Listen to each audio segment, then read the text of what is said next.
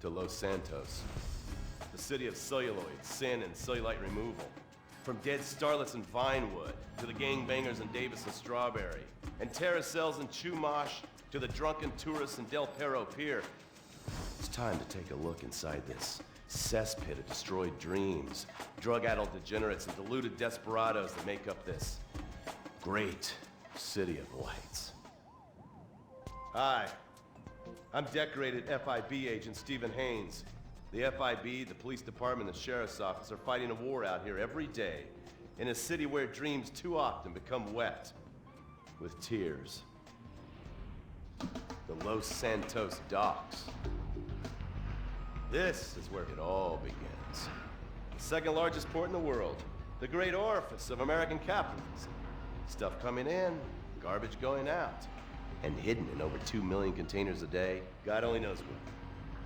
The cartels pay off some low-level schlub, and suddenly you've got military-grade weapons, badly cut crystal meth, and grade A yayo from Mexico flooding our streets. And once it hits the hood, it's anarchy, with a side of murder, hold the fries.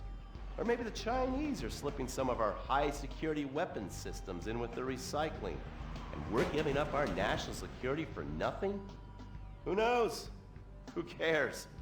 As long as the financial party continues, we'll just keep picking up the pieces. A word to the wise, kids. Never use PCP. It makes you want to punch cops and run around naked, and not necessarily always in that order. Most of the time, this illicit cargo makes it straight to the gangs. But sometimes an ordinary Joe lets go and loses his shit after a pipe or two of pleasure dust.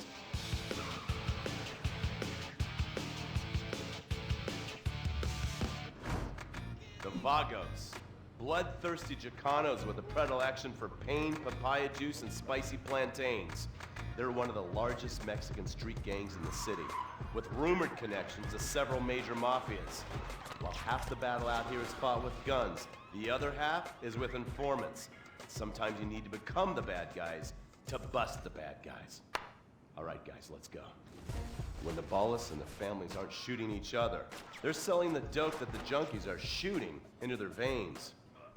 The families love sports almost as much as they love banging.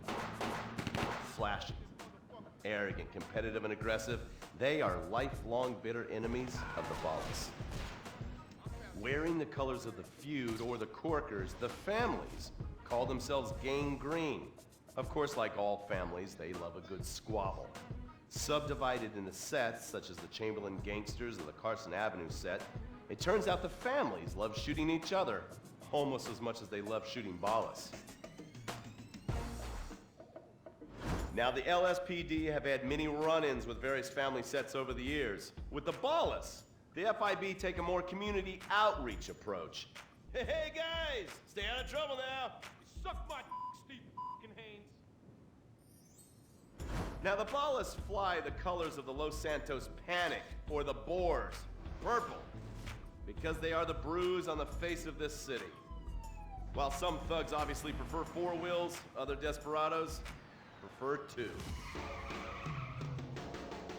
Leather, exhaust, and drugs. No, this isn't an exotic S&M party. These are one of the nation's toughest outlaw motorcycle gangs, the Lost. Rumors are they get a new tattoo for every person they stab. And it's definitely okay for your motorcycle mama to show her breast to your friends. The FIB has been tracking the Lost for years. We've jumped from coast to coast and have spent more time in the Midwest than a tornado spotter. When they're not running meth, they're smoking it. Or so I hear, a dangerous new drug on the streets called toilet cleaner. And believe me, your toilet will be cleaned after you've smoked some of it.